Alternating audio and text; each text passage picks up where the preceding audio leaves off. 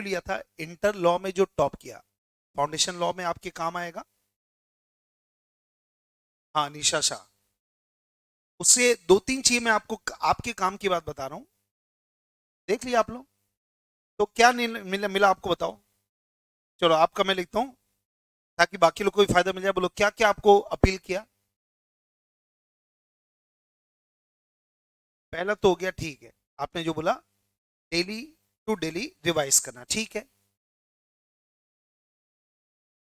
हाँ देखो, ये तो डेली रिवाइज तो खैर नेचुरली वो तो सबको पता है। कुछ इंपॉर्टेंट बातें जो हम लोग जबरदस्ती का टेंशन लेते हैं, जिसको टेंशन लेने की आवश्यकता बिल्कुल नहीं है, वो है सेक्शन नंबर। उसने क्या बोला, 78 स्कोर करने वाली क्या बोली है, सर मेरी मेमोरी पावर मेरी वीक है, मेरे को याद होता नहीं था। तो सेक्शन नंबर जितना हुआ ठीक है। ये फाउंडेशन इकॉन है इंटर वाली, और कितने मार्क्स आ रहे हैं, 78 मार्क्स।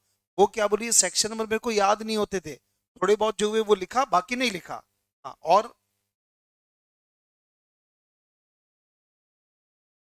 बस एक दूसरा जो टाइम लिमिट्स होती है आपके में लॉ में, पता नहीं मेरे को ज्यादा टाइम लिमिट है कि नहीं है, कम होगा मेरे ख्याल से ना, बहुत ही कम है, तो ठीक है, फिर आपको ये वाली दिक्कत नहीं आती।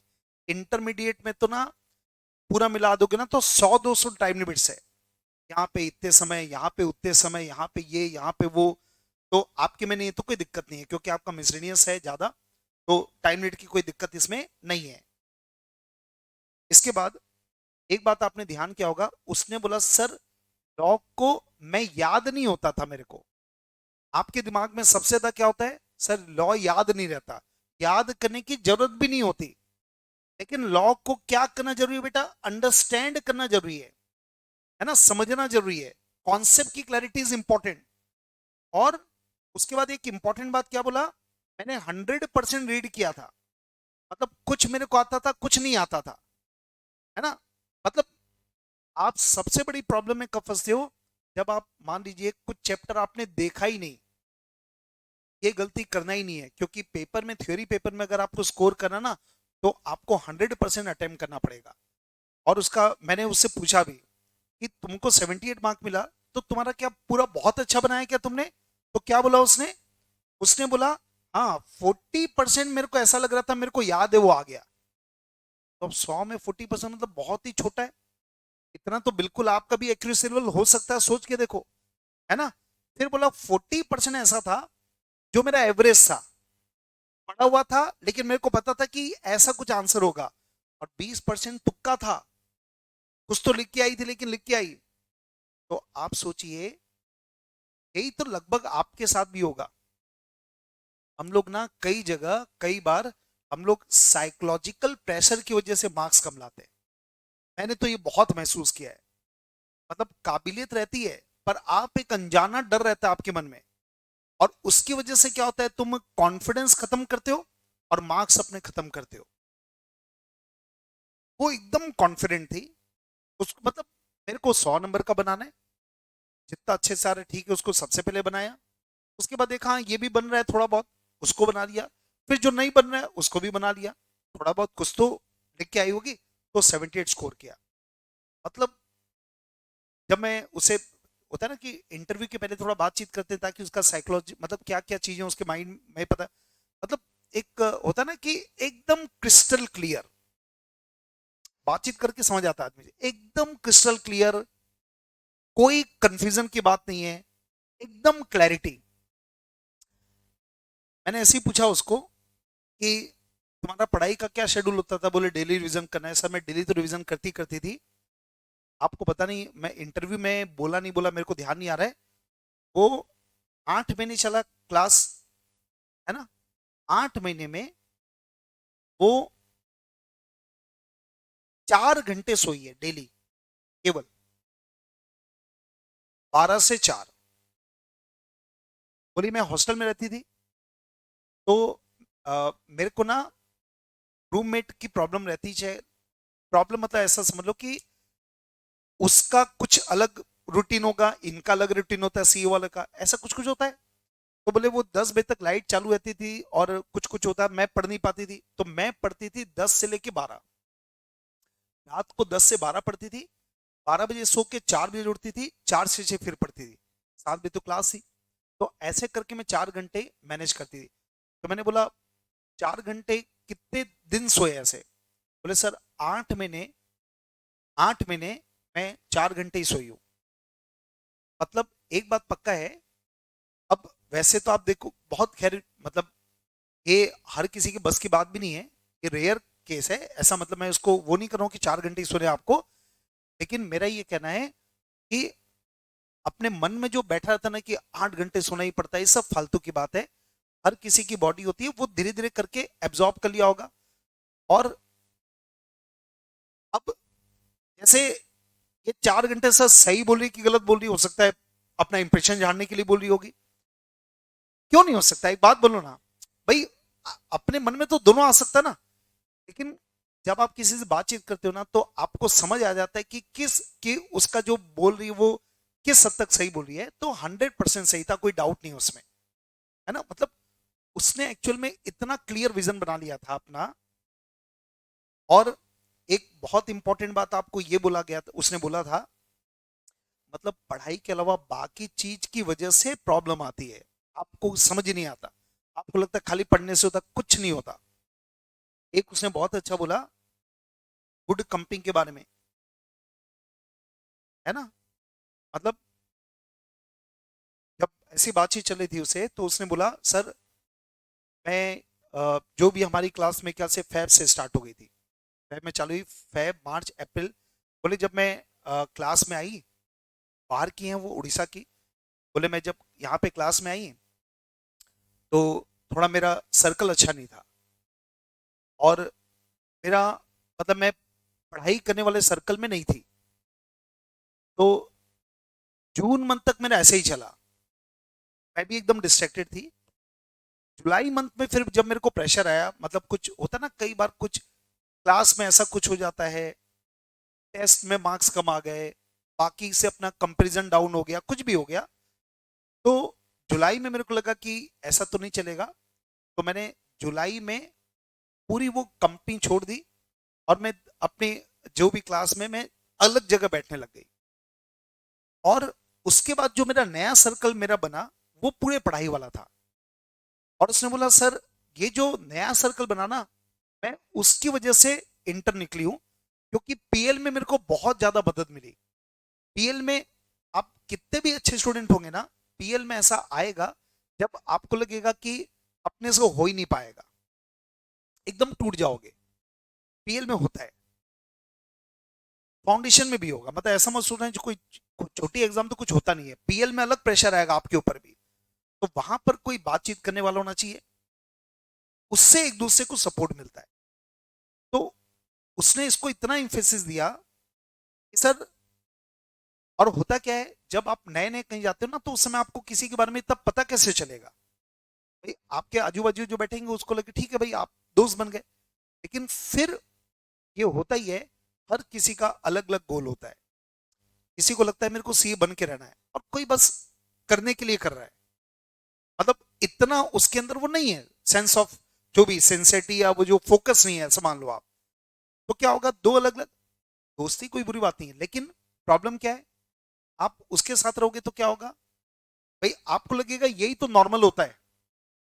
प्रॉब्लम क्या होता है, अपने को लगता है यही तो नॉर्मल है, मतलब 5 घंटे तो मोबाइल में बिताना ही पड़ते हैं, एग्जाम्पल ले रहा हूँ। भाई ये नॉर्मल है क्योंकि वो दोस्त भी ऐसे ही कर रहे हैं ना, तो अपने को लगता है अच्छा ऐसे ही तो करते होंगे। लेकिन जब आप दूसरी कंपनी में जाते हो, तो वो लोग इसको पाप मानते हैं कि हटाओ ये सब, मोबाइल वाले नहीं, भी आपने पढ़ना है। तो आप अगर उस कंपनी में चले गए तो क्या होगा, आप अगर आधा घंटा भी देखोगे आपको लगेगा मैं बर्बाद हो जाऊंगी। लगेगा कि नहीं लगेगा? मतलब आप जिस इन्वायरमेंट में रहते हैं वो आपको तो वो नॉर्मल लगता है ना। आप देखना कई बार क्या होता है, सीए के बारे में जब आप मार्केट में आपसे जो भी बातचीत होती है ना, कोई सीनियर वीनियर मिलेगा ना, आपको दो टाइप के मिलते हैं। एक आपको नॉर्मली क्या बोलते हैं, इंटरबोथ रूप तो होता ही नहीं है। फिर कोई बोलेगा थ्योरी में तो मार्क्स मिलता ही नहीं है ना, ये सब बोलने वाले हैं। और ये बोलने वाले ज्यादा होते हैं। क्यों ज्यादा होते हैं? फेल होने वाले ज्यादा होते हैं, तो ज्यादा तो वही संपर्क में आएंगे।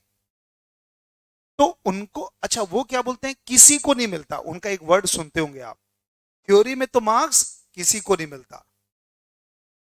तो क्यों ऐसा लग रहा है? उनकी कंपनी ऐसी थी ना, उन्होंने देखा 5 लोग को किसी को नहीं मिला, अच्छा किसी को नहीं मिलता, ठीक है।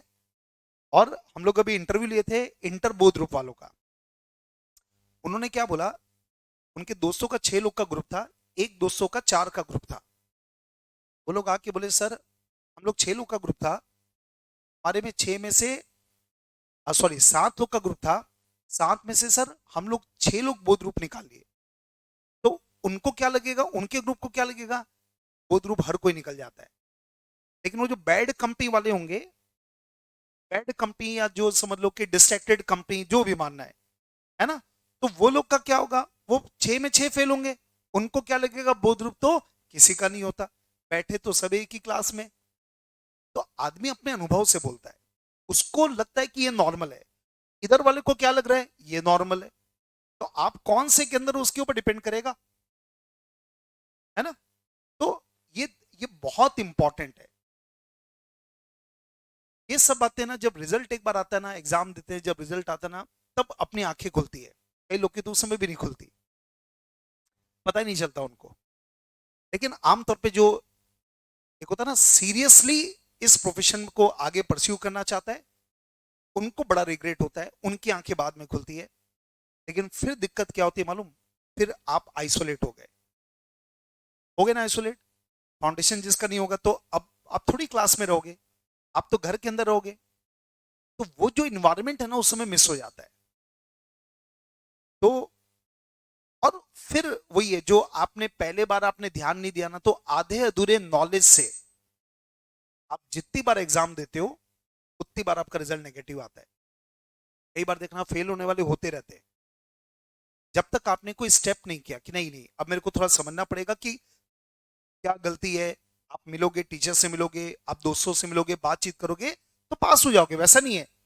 लेकिन जो कई एक्शन ही नहीं ले रहा है, बस वो बोला मैं तो पढ़ लिया था, उसी नॉलेज के बेस पे जितना एग्जाम दोगे हर बार फेल हो गए, एक बार फेल हुए बार बार फेल होंगे, ठीक है। तो मतलब कुछ ये आप सोचो बेटा, ये आप कब खराब हो जाओगे ना, आपको हवा ही नहीं लगेगा।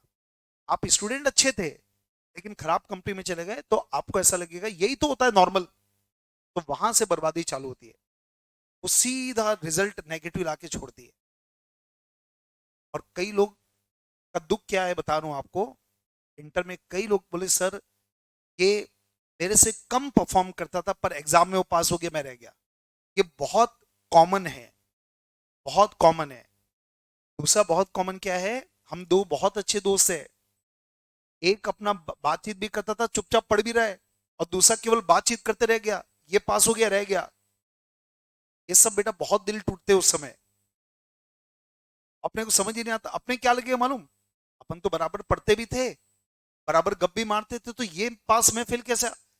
वो उसने चुपचाप कुछ कर लिया, आपको हवा नहीं लगी।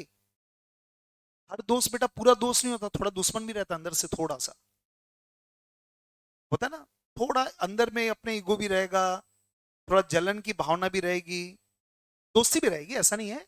पर थोड़ा थोड़ा हर दोस्त थोड़ा हल्का हल्का दुश्मन भी रहता है चुपचाप से, है ना। तो ध्यान रखना है आपको अपना, अपना एक विजन लेके चलो बढ़िया, कि अपने को ये करना है, उसके हिसाब से करना है।